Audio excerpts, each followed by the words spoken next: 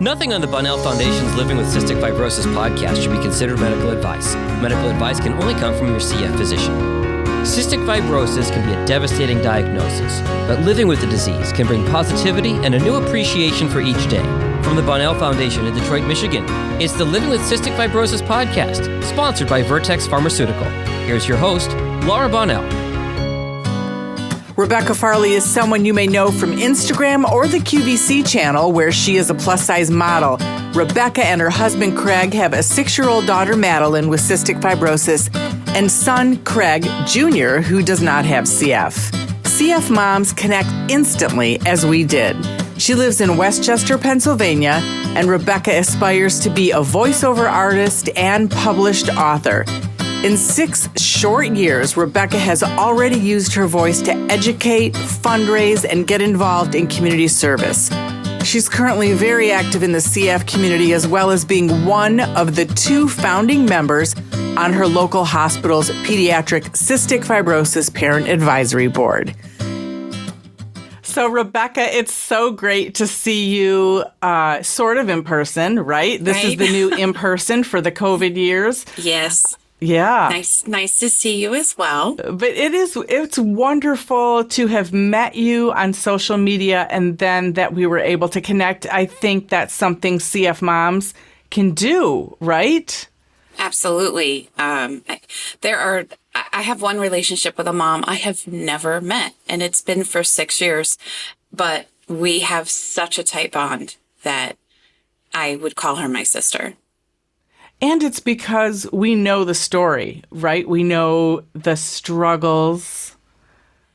We do. And we can give advice, or we can just be like, that really is awful. And instead of somebody who, and, you know, I don't mean any offense to them, but if they don't get it, like, oh, well, she'll have a better day tomorrow. Maybe she won't. And I don't want to hear that right now. I just want to be able to be okay that it's not okay. And I really find that other CF moms, we get that pain of watching our children go through whatever they're going through. So it's a unique bond. It is. And let's start kind of, did you at the beginning, I would guess, did you know anything about cystic fibrosis before your daughter Madeline was born? Well, oddly enough, I don't know if I was 7 or 10, but when I was a little girl, there was a ABC series on the TV, and it was about Alex, the life of a child, which was the book had come into life. It was from Frank DeFord, and I believe I said his name right. Yes, you did. Yes. Okay, good. And I watched the movie, and Mom, I don't know why you let me watch a movie about a little girl who passes away and from this awful disease. And I remember Craig T. Nelson and Bonnie Bedelia, I think yeah. And I just remember as a kid, it really stuck with me. It broke my heart that, oh my goodness, this little girl who's my age, you know, here Craig T. Nelson is pounding on her chest with Wheels on the Bus, and she's crying and she's sick. And she eventually passes away. And I just remember that hung with me. That really hit me in a hard spot as a child. Now, okay, fast forward many, many years. And it was a Wednesday. And it was the first, a Wednesday in 2015. And it was the first day my husband went back to work. And at the time he was in the restaurant business. So long hours. And I remember my thoughts were, how am I going to do this with 2 kids? A young little boy who's 3.5 and this newborn. There's going to be laundry everywhere and peanut butter smeared on the walls. How am I going to make dinner? Those were my worries. And not to minimize those, because those are hard. Mm-hmm. But It was 6 o'clock and she was sleeping on my chest and little Craig was playing on the floor. And it was one of those like perfect moments. And I was like, okay, I got this.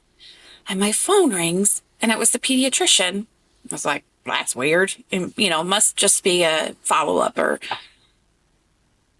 But when I heard the doctor's voice, not just, a nurse or a regular recording, and he said, hey, and then I was like, okay, why are you calling at 6 o'clock at night? And he said, so there was a marker that showed up, and of course, on Madeline's genetic screen. And of course, he played it very like, I'm sure it's nothing to worry about, but have you heard anything about cystic fibrosis? And if we were in a movie right now, you would see like this whoosh, whoosh, and you would go back and you would see 7-year-old me sitting on the floor of my living room crying, watching this movie about a little girl who had cystic fibrosis. So, of course, a new mom, new old moms, we have emotions and they were raw. And I didn't hear the rest of the phone call, basically. Because yes, I did know about cystic fibrosis, and I went to a really scary and sad and awful place.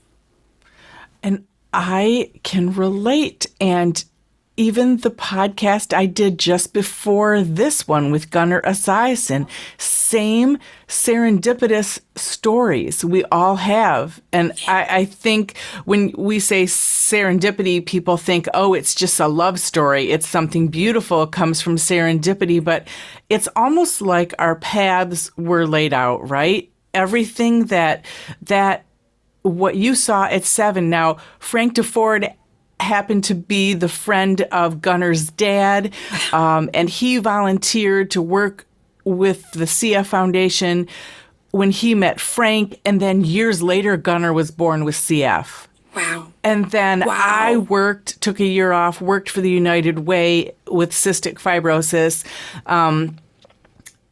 wasn't married then, met somebody for the first time who had cystic fibrosis at a lab at the University of Michigan, Dr. Francis Collins, his lab, the former head of the NIH who did the Genome Project for CF, that whole thing. And then fast forward a couple years later, and, Molly's born with cystic fibrosis and later Emily. But I just feel like I've never run into meeting a person who didn't have some sort of pre-existing meet up with cystic fibrosis. It was like it's laid out. Even us meeting, I don't know. I just feel like it's our path. Well, first of all, I feel like I've known you forever, and I think we just met, was it the other day? Right. It hasn't been long. No. But it really... That's a good word to use, serendipitous, just because there are definitely, I don't know if it's God or preparing us. I don't know. And that's my 2020 phrase. I don't understand anything. I'm not going to try. I'm just going to try my best. Well, the other thing, I want you to continue your thought, but the other thing I'm thinking is, too, you have a great platform as well, right? I spent 25 years in radio and television. That's my platform. When we got the diagnosis of CF, I thought, that's why I was in radio and television. That's why. I always thought radio, oh, this is great, but I always felt something was missing. And then when the girls were diagnosed, I was like, oh, that now it makes sense. And you have this platform, and Gunnar has this platform, and Boomer has this platform, and Jerry Cahill has this platform, and Emily Schaller at Rock CF has this. Yes. I mean, so many, right? I believe that. And I have to say, in the beginning, I didn't think of using my platform. I just wanted to go and hit the ground running and, okay, this is what's happening. My husband, on the other hand, had a harder time accepting and understanding. And I mean, for goodness sakes, he thought the sweat test was an insurance fraud. Like, It's just the insurance company's trying to, she's fine, and then when she needed enzymes, they're just trying. I was like, dude, wake up. So he has since come to terms. We're working through it. Well, it's hard, right? Everyone hard. comes to terms differently. Yeah. Yeah. I mean, and you have to, and as a husband and wife, you have to be willing to see the other person and their thoughts and feelings. It's not just how I feel, it's how he feels as well. And we need to we need to meet in the middle and see where to go from there. So that has, not that I ever want to thank CF for anything, but CF has really made us who we are as a couple, as a family. It's made me who I am as a mom. So I don't know. I don't want to thank. I feel the same way. And again, when I talk to other CF families, I feel that grateful for this disease sounds crazy to anyone who doesn't have it, but I appreciate everything. I am like, yeah, you want to go to Nicaragua for a mission trip? Go. We got the meds, we got the approval. Like, wow, yeah. It's like maybe stuff I wouldn't have let them do before. I was just like, live. Exactly, because you don't know what's down the line, especially for our girls and anyone else with CF. Right. So she is 6 now. Is that correct? She is. She is. So from that point of diagnosis, though, take us kind of how you told your family, and kind of how things grew from the diagnosis. Trying to think back. Boy, we told our family, and it's interesting to see how every person, again, handles it in a different way. You have some who right there with you, letting the church know everybody's praying. And then you have others who are, she's great, she'll be fine. And then you have others who, it's just your way of life. So, and not saying either one of those is better or worse, but they were all very different. And my husband and I have just learned we take it's literally day by day. Because, she was just hospitalized for 2 weeks, just 2 months ago over Thanksgiving, and it rocked our world. We had no idea that it was coming, but you do what you have to do every day. And today's a good day. And that's where we're going right now. And I think that's almost the hardest part, because you don't know that it's coming, and you're doing all the right things, and you're doing the treatments and the medications, but it's just somehow they caught a cold that turned into pneumonia, right? Right. Right. And so how was that experience? Because we're in the midst of COVID still, and she's in the hospital for 2 weeks. And then you have your other son. Hopefully he could come and go. I don't know. It was hard. And that's the thing. It's not just my daughter's in the hospital and you're focused on your daughter. Then you also have your son who's 10, who understands things a little bit more. He understands the severity of this disease, and also he's 10, so he missed a bunch of different activities that we had planned because it was over Thanksgiving break and, before and after. So, it definitely, we had to work it out. My husband is he said we would take one night off. So I would spend the night at the hospital, and then the next day he would spend the night at the hospital. And he was very adamant that that's how it would be because he needed to be there for his daughter too. And I totally respected that, although it was really hard for me to relinquish control. But I did. That's funny because I did not. Okay. Because, but Go on. I couldn't. It, I just was, yeah. well, right. But then I would say, okay, I need this. This will help my son when I'm here for him. But because he needed that. He needed his mom. He needed his dad. It's hard. It is. I'm losing my words here for a minute. No, but I get it because, and I guess it's wrong to say I wouldn't relinquish. It was just that I, went from a full-time job to doing it part-time so I could stay in the hospital with them. And then Joe handled the home front. So he would get whoever wasn't hospitalized, because again, both my daughters have CS. So whoever wasn't hospitalized, he would make sure they got to school and whatever. And then I could go back and forth to see a school event if I needed to go see one of the kids. And then we would switch off and Joe would go to the hospital. It wasn't like he wasn't there, but Right. So What made it particularly harder for us is we just moved to Westchester, Pennsylvania from Lehigh Valley.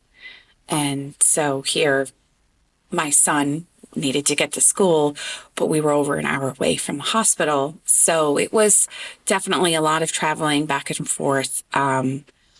And I know a lot of people travel to their clinics and hospitals. So in that sense, we have been spoiled just because we used to live maybe 5 minutes away from her clinic.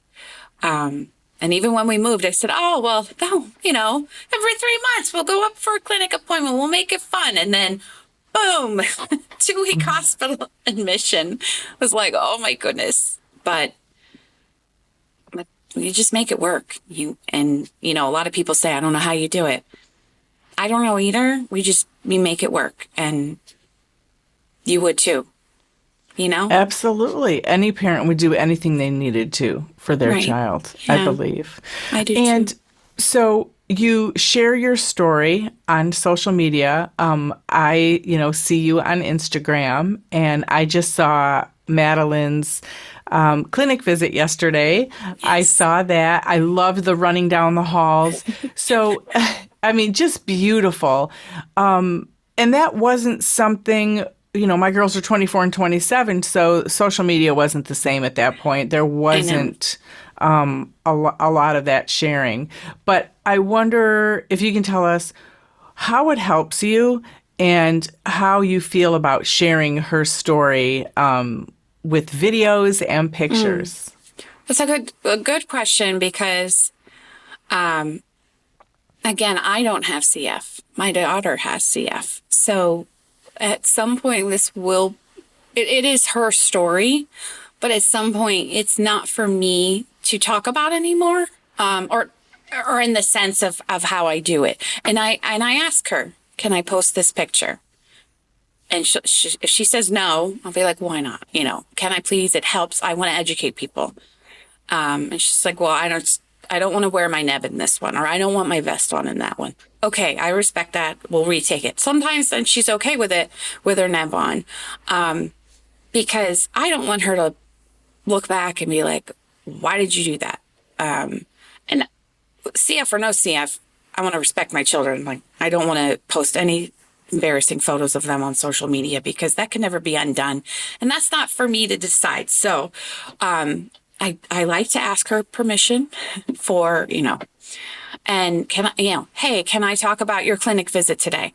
There was one point, maybe a year or two ago, I think I put her PFT numbers, and I remember reading a blog shortly thereafter saying, that's not educating. You don't need to reveal that. And I thought about it. I was like, yeah, that is a little private, and that's Madeline's private business. So I just go a little bit more generic. She had a great visit. So with that sense, I try to be very mindful and thoughtful with what I post and talk about. But my ultimate goal is to explain how this life is, to educate why. Because even I didn't understand the science behind CF. I'm learning as I go, but I could carry on a decent conversation with somebody else who's well educated about CF. And I want others to just understand how devastating this can be, but how wonderful it is right now that all of this research and advancement has become from parents like you and people as generous like they who have donated and really accelerated the path to help finding a beautiful life for these people who deserve it. And I think you empower her. I always felt that with my girls. Even though it wasn't on social media per se in the beginning when they were younger, they would go and speak to kindergarten through 6th grade. Yes. And Emily was always, we still call her our drama queen, but she would go in and she would say, "I'm Emily. I have cystic fibrosis and I'm going to die." I mean, that was her opening line. That sounds like Madeline. Oh, I thought that okay. Yeah, and she would show her enzymes that digested food and tell them about it. And kids were just, they were so interested in that, and they could see all those pills and they couldn't believe she took all of those. And she would say, like, that's nothing compared to what I take. And so she did do that. And Molly, too. Molly was much more, it's not a big deal. I take, 25, 30 pills a day just to eat. And Molly was very, they're different personalities. And then as they got older, but not even much older, they would be in commercials with me, public service announcements. Wow. And I really do feel K through 12th grade, it really helped them. Everyone knew they had cystic fibrosis, and it helped them. They then decided to be a little quieter about it in college, but their friends knew. Right. And, okay. And they welcome anyone asking them questions. So I really think they find where their comfort zone is, Yes. but that being open about it has, in most cases, helped them. I absolutely agree. And there are times where Madeline will be like, "No, I don't want to talk about it." But most of the time she'll say, because we've gone into her classroom with the book, Who Am I? And we've one time I brought in the vest, and her preschool class tried it on, and wow, you have to use this, and she was proud about it. She was like, okay, yeah. And because what was happening is they were asking her, "Why are you taking pills at snack time or lunch bunch or whatever?" And she's like, "Mommy, they keep asking me." And I tell them, because I need it. My body needs it. I have 65 roses. And she's like, "But they don't get it." And I said, "Okay, well, we can go in and talk about it if you want." And she's like, "Okay." And then she came back to me a few days later. "I want to talk about it."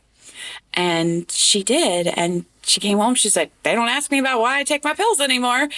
Wow. And I was just like, "That's awesome, baby." And so she's in kindergarten now, and we're working on getting our presentation ready for her class. Because, yesterday she said, "I don't want to do it." But I know she'll come back and be like, "I'm ready." So right. I want to be ready for her when she is, because it is hard as being a mom, that you don't want to, you want them to find their own voice. Right. So I'm just here. I'm here when she's ready. I will encourage her, but I'm not going to push her, but I'm also not going to just let her get out of it that easily. Right. And I think, too, with the enzymes, because my girls could leave their enzymes in every class, because in elementary school, they have so many different classes that they're going to. Oh, right. So it just kept them involved in the classroom. So they didn't have to go to the nurse or the office. So they could keep the enzymes. They're a non-altering drug. Somebody could take 10 of them. It wouldn't impact anybody's health. So that was a good thing, too. Everybody knew it became a non-issue. Everyone know, oh, Molly's enzymes are in that clear little apple case. That's where they are. And kids would remind her, "Hey, we're having snack time. Did you take your enzymes?" Yes. That's what where we need to, because she's in the "oh, I forgot" stage. No, you didn't forget. She's just trying to push her boundaries with herself. Right. It's not me, because I say, not taking your enzymes only hurts my feelings, because as your mom, I don't want you in pain. But when then you're in pain, that's because you made that choice. So, And that is giving them control of their disease, though, right? She knows it's harder for us, but those are the little steps where they really empower themselves, and we let them. Emily hated blood draws. She would run down the hall, and it was horrible. Like, you're trying not to cry, but it's like, come on, Emily, come back. And we got a really good, what's it called? The child network group that's in the hospital. Okay. Child Life, I think is what it's called at University of Michigan. And she would like count down with Emily and hold like really pretty things in front of her face. Look at this, and you're in charge. You do the countdown. So that was like, oh, Emily was like, okay, I can do a countdown. Oh, yes. I'm in charge. And so if a nurse came in, I mean, this was like at 8 years old, if a nurse came in and was like in a hurry and wouldn't do the countdown, Emily would say to her, "You're not doing my blood draw. Please get me someone else." And the nurse would look at me, and I was like, sorry, she's in charge. Yeah. Because she needed to have control over something. Absolutely. Absolutely. And they do, and they need to be heard and respected for that. And as moms, I applaud us for recognizing that. So, good job. And how, we're talking about this more and more as mental health awareness becomes more and more thankfully talked about. But one thing I about myself, because the girls are older, is it is always about your kids, right? Because that's the way we are as moms. But the more I talk to moms, the more I realize we really do. I mean, I've done therapy. I'm going to do it again. I think it's really important. But how do you handle, I mean, Madeline's 6, but that's still 6 years of cystic fibrosis. How do you handle everything that she goes through that you and your husband deal with mentally? After she was diagnosed and my husband was a little in denial, I suggested, okay, we need to talk to somebody together. And we still see this marriage therapist, and then I will occasionally see her on my own as well, just to talk, not occasionally, I mean, regularly, because I need that person to help me sort it out, and somebody who's not my mom, not against my mom, but as a mom, you feel for your kid. So I need somebody who is a little bit more, once, twice removed, whatever that phrase is. I always mess up phrases. But to be able to work it out and have different ideas. I mean, I will be completely honest. I was going through a very dark time just over Christmas. Just being out of the hospital, and it really hit me hard because when you're in the hospital, you can't break down. You can't. I mean, I had my few moments. There was a day was a particularly hard day, and I did cry at the end of her bed while she was sleeping. And it was a Sunday in the hospital, and boy, those are depressing. I don't know why.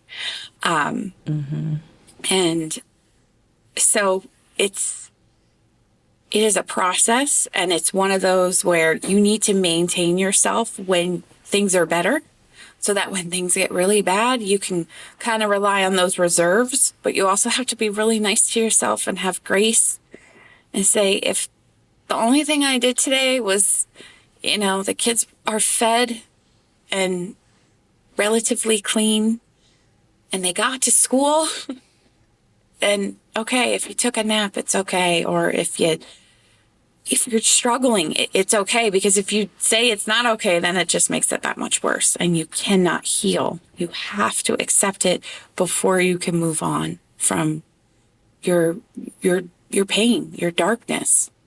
So, and I think that's wonderful that you said that, because I think every mom can relate to that. right? CF or no CF. Right. Absolutely. Yeah. But I think you've learned that early on.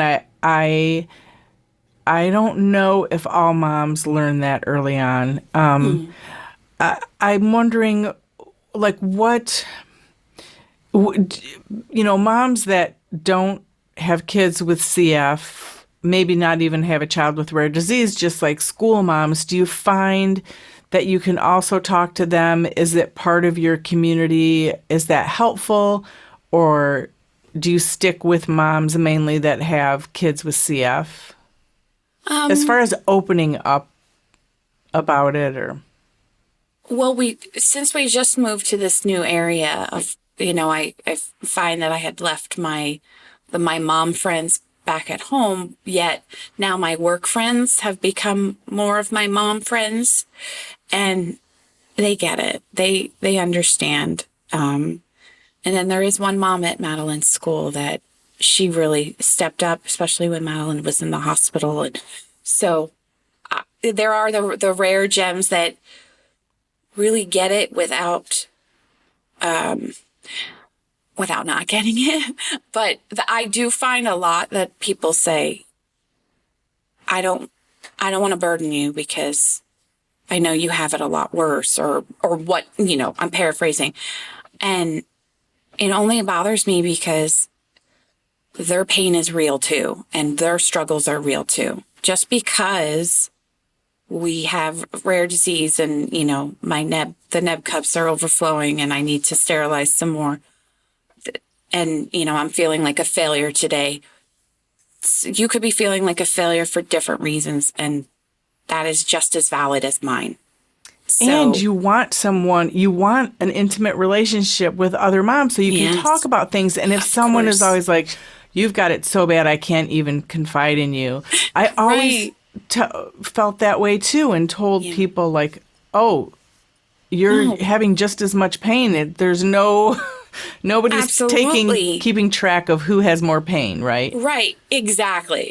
And it's like, I'm not here to minimize you. I'm here to relate and offer advice, or just to listen. And that's all I want back. So I have been really blessed to have friends in different parts of my life who are just solid objects. And it's important to have those people. And if you don't, then reach out. I'm here. And it seems like you're getting really good feedback on Instagram. You're a model for QVC. So it seems like, I'm sure there's hate stuff everywhere, but it seems like you're having good feedback on social media. Honestly, yes. I'm very blessed for my, for the people there, and the support and the messages. And they're all genuine, and they all really do care about Madeline or about her journey. And I am really appreciative of that, because that's all I'm here for. I'm here to share. And if it can reach one person to help whatever their journey is, and if it can help them feel like they're not alone, or understand a little bit better, then that's my goal. That's my job, or job well done, because I want to be there for people and for other moms, or even our dads. Let's talk about the dads a minute, we're all in this struggle called life. So yeah, and I think the dads process it differently. I mean, I've certainly found that with my husband, where you and we could talk about it all day long. I don't think, like, they'd rather go to a football game or have a drink of whiskey and chit-chat about something. Oh, yeah, we happen to be CF dads, but it's not the focus, right?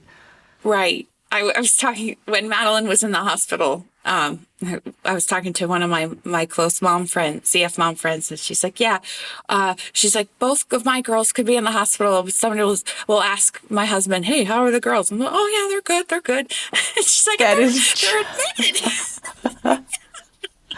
That is exactly the truth, right? Yes. So, and that's where I say, you gotta love him, because you know what?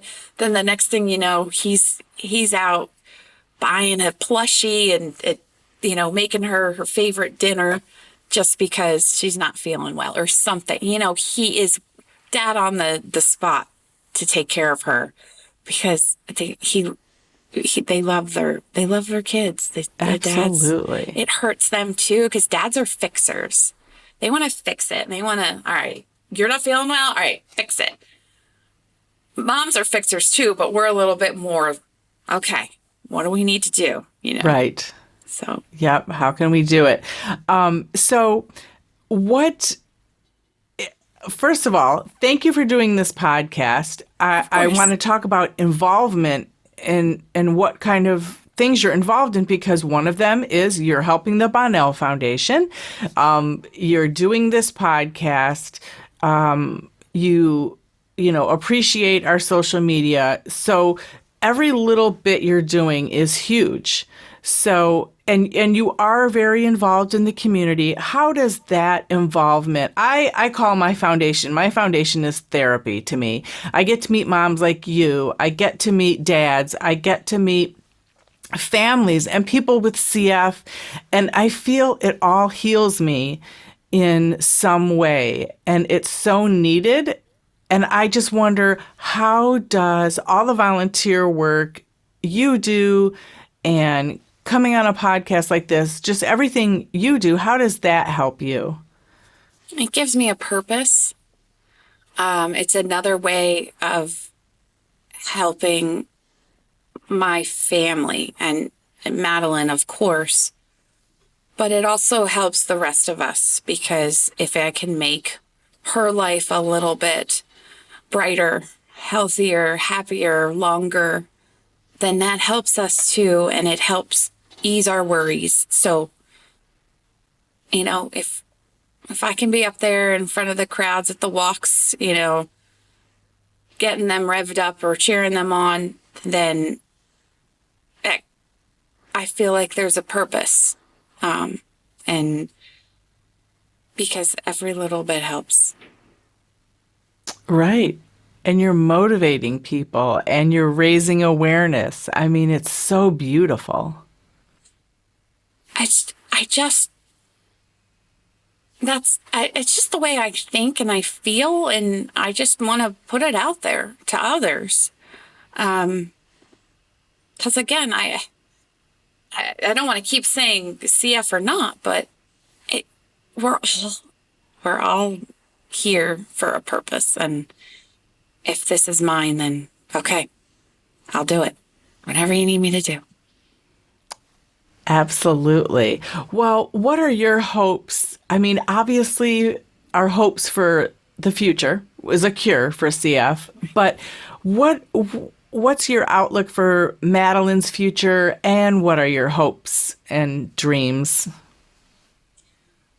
For Madeline, of course, I want the quintessential. I want to see her happy and with a family of her own. I want to see her thriving and not getting poked and prodded and blood draws and ports and picks. And because CF takes up a lot of time in the regular day. Mm-hmm. So I want her to have more time to just right now to be a kid, when she's older to be a preteen, and so on. I want her to have the life that it seems that other people have, but again, maybe that's not attainable. I want her to have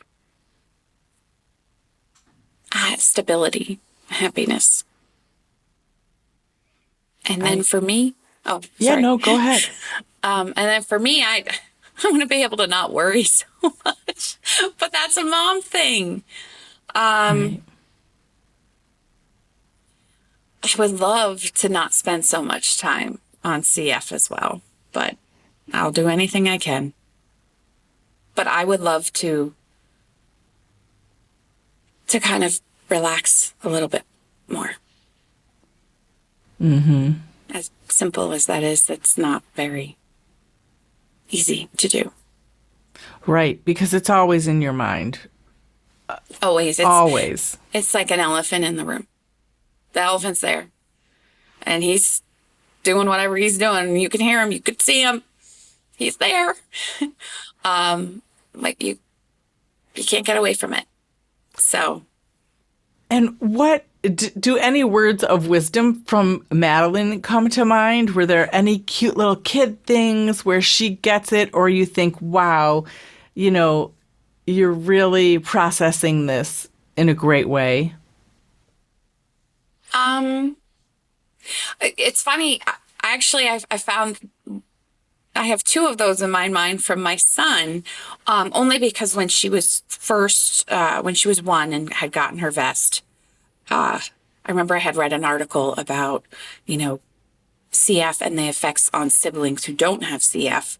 And I was like, oh my goodness, I haven't checked in with him. How does he feel? And at the time she had started her vest, well, and she still does, pretty much screams the entire 20 minutes. She has always hated it.